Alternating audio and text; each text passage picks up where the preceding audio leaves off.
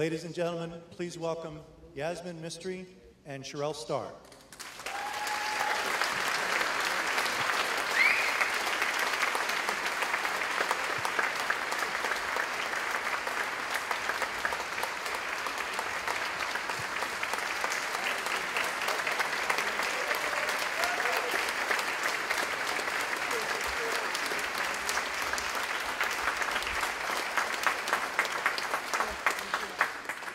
So before we start taking questions from the audience, I wanted to ask Yasmin, is there anything you want to tell us before we start asking questions? Or not? No, I mean, I started this project to kind of give youth in foster care a voice, and so this is the first in a series of films we're doing about foster care, and I'm excited to get a chance to show it. Okay, let's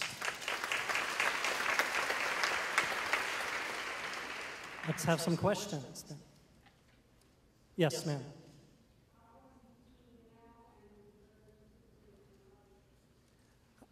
The question is how you are doing now and what are you doing with your life?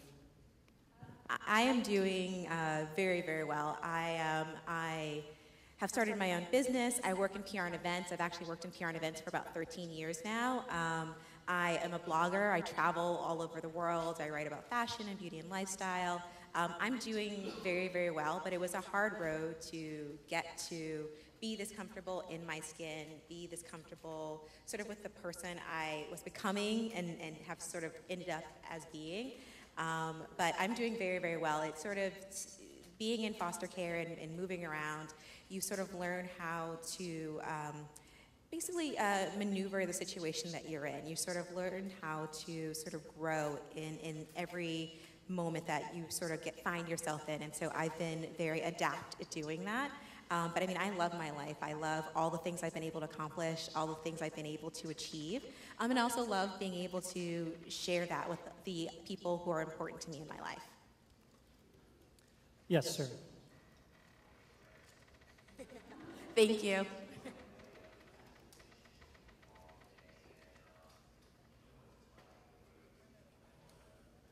The question is about your relationship with your father and I don't have a relationship with my father today, and he actually has been writing me.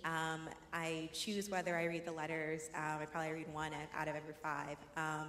I have a hard time forgiving my father, more so than I did forgiving my mother.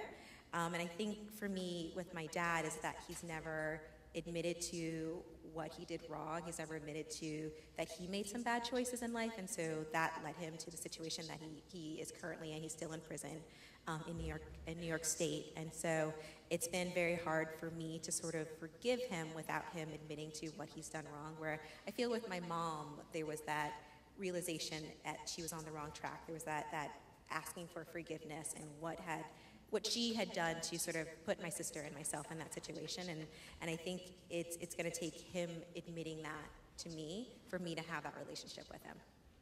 Thanks. Also remember, you can tweet questions to us on Twitter, #SBFF. Yes, sir.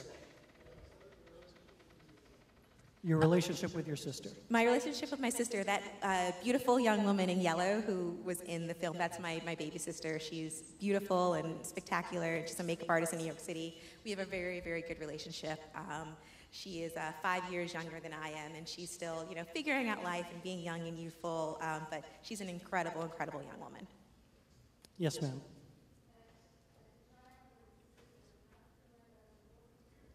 How did you end up in boarding school? Actually, as a child of the system, my one constant throughout foster care and going through the system was education and going to school. And so when I went to middle school, a teacher rounded up all of the smart kids in our school in IS 195 up in Harlem and put us on a specialized track.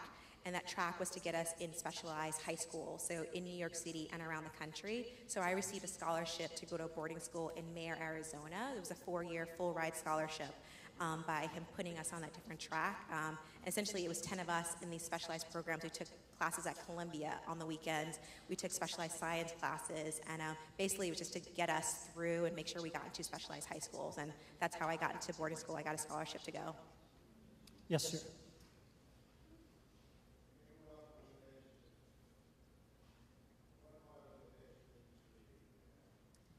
So the question is about what part of the fashion industry you're in. What part of the fashion industry I'm in? I do PR and events, so I do public relation and events for fashion clients as well as beauty clients. We have a question from Twitter. How did you two meet up to make this film? So when I was first starting this, I work with CASA, which is called Court Appointed Special Advocates, and it's basically where volunteers work with foster youth, and that's kind of the inspiration behind the film.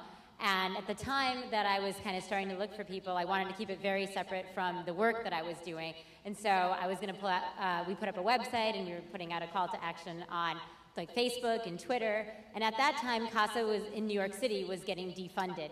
And so Sherelle saw that, and she wrote a piece, I think it was an op-ed piece, and that got kind of posted and shared around among the CASA network and around New York City. And I saw that, and I was moved by it, and I saw that she was sharing her story, not to this extent, but still in that piece.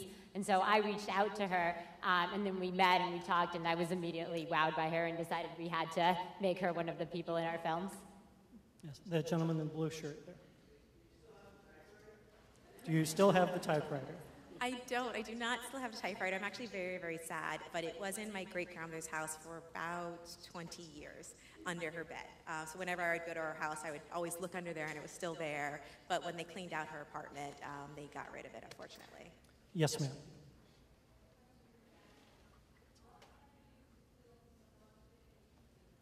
What led you to film so much of it in playgrounds?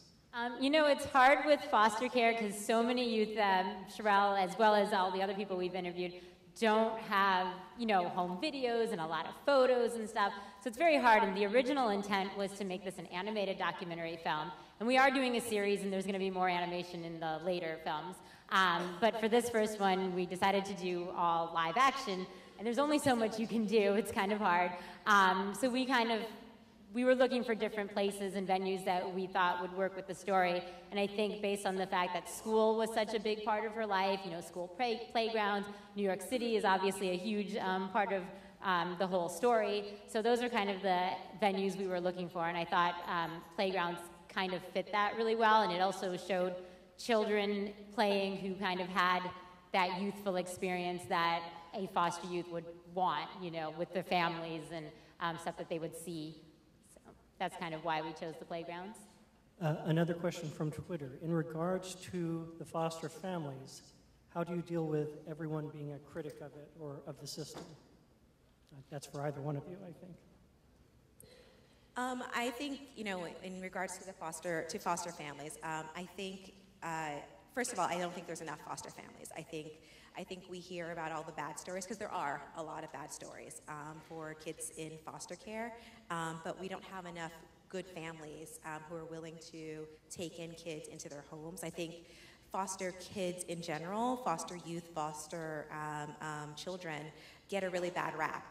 And most people, when they hear the term foster youth or foster kid, they assume that this child has done something wrong. But the kids in foster care, because they've done nothing of their own fruition to be in foster care, something's happened to them, not they've done anything. This is not like they're going to jail because they've robbed a store or anything along those lines. It's just a really, really bad reputation with the word foster care and foster kid. And so my frustration with the system is that there aren't enough good foster parents out there. There aren't enough parents willing to be foster parents and sort of be that positive reinforcement in the lives of these kids who really are just looking for someone to understand where they're coming from, looking for someone to understand that, you know, they've gone through this terrible traumatic experience through no fault of their own, and they just need someone who's going to be a little understanding to them and provide them some love and support.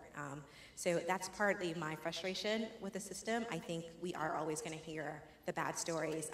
I'm in public relations, and I had a journalist quote to me one time that he doesn't get paid to write, you know, 500 planes landed safely at LaGuardia. He gets paid to write that one didn't. And so you're always going to hear about the bad stories. You know, that comes with the territory, but we need to hear more of the good stories, and we need more people willing to pick up that mantle and be those parents for these foster kids.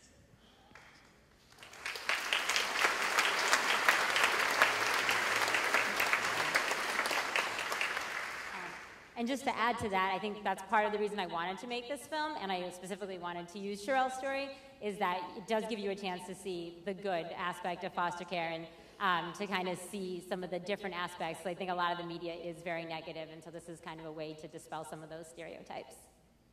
Are there any questions further? I've been choosing up here. What about in the back? Do we have questions further back? Yes, sir. Or ma'am, or I can't see. Someone back there.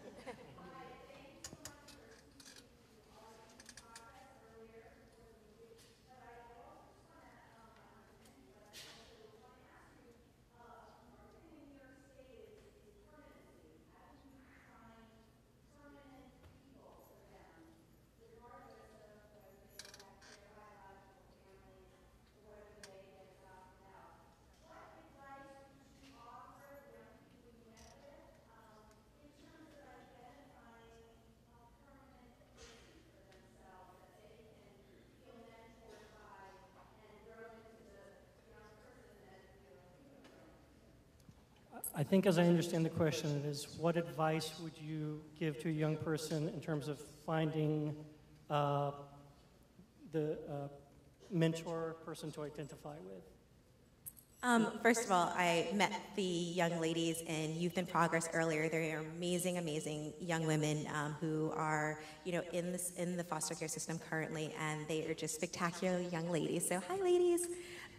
What I would say is, for me, that permanence didn't come from my family.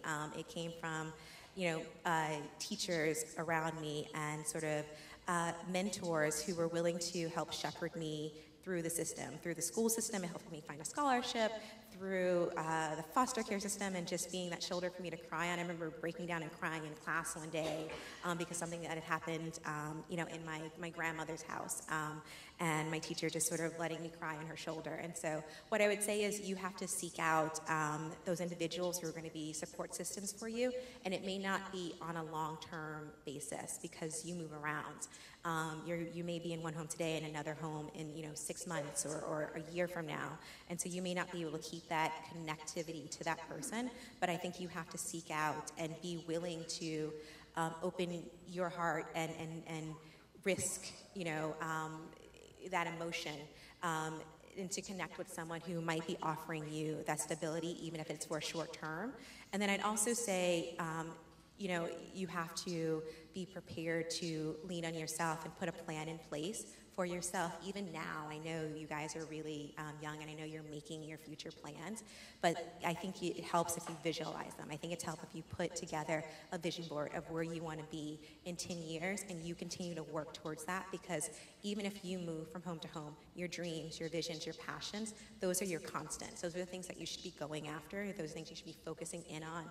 I remember when I was 10 years old, I saw the movie Funny Face, and it's about Audrey Hepburn in Paris. And I said to myself, I'm going to go there one day.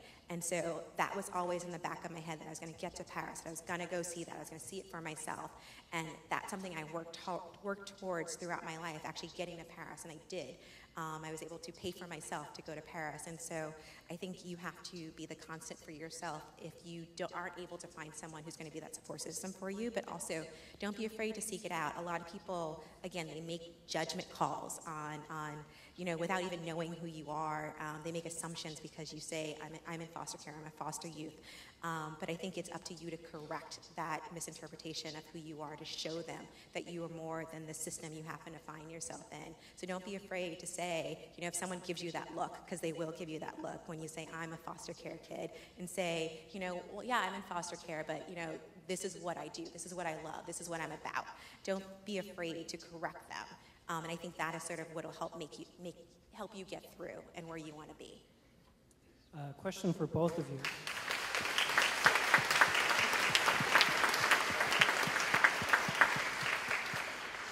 Question for both of you from Twitter. How common do you think your story is when you hear other people's stories? How common do I think my story is? I think my story is probably more common than you would imagine. Right now, there are about 400,000 youth in foster care all over the country.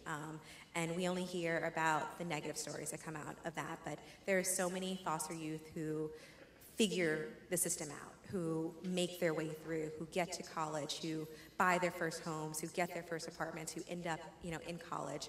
And so there's so many stories out there that we don't ever hear because they just do it because they have to do it. Because, if they don't do it for themselves, no one's going to do it for them. I think, though, that the reason I'm standing here, the reason I wanted to be part of the film is for all those kids who need that extra push. Those people, those kids and youth who need that reminder, need someone to be that voice for them, so we push them even further. 400,000 kids in foster care, and a lot of them are in group homes. And that's the last place we want them. We want them in individual family homes. If they can't be in their home, we want a family who's going to take them in and sort of provide that love and shelter for them. And so I think my story isn't that rare. I think we hear all the negative stories more, but I'd love to hear more of the positive stories. I'd love to get that 400,000 number to 0 if ever possible, but it takes parents, it takes adults like the people in this room to volunteer and sort of take that on so that we hear more stories like mine. And then I kind of want to combine it with kind of what Sherelle was saying with the last question. So if you look at the statistics to answer that question, I think it's 72% of foster kids want to go to college, and the reality is only 3 to 6% actually graduate from college. So there's a huge disconnect. So I think Sherelle's story can be very common, but it ends up not being as common as it should. And I think the question earlier about that constant person is really the answer to that, and having a mentor or a foster parent or just anybody who can kind of be the one to push it through. Like I said, this is the first of a series of films we're doing, and we have interviewed a lot of other foster youth, and every single person who has gone to the place Sherelle has gone to has been because of that person and because of a mentor or a school teacher or somebody. So I think, it really depends, and it could be a lot better than it is. And where will we be able to see the future films? So we're working on them now, and the second one we're hoping to have done by the end of the year, so hopefully in a film festival next year. And then we're going to keep going. I think we've got about 6 to 8 more planned, so hopefully for the next few years we'll be kind of cranking them out. Thank you, Yasmin Mystery and Carlton Stone.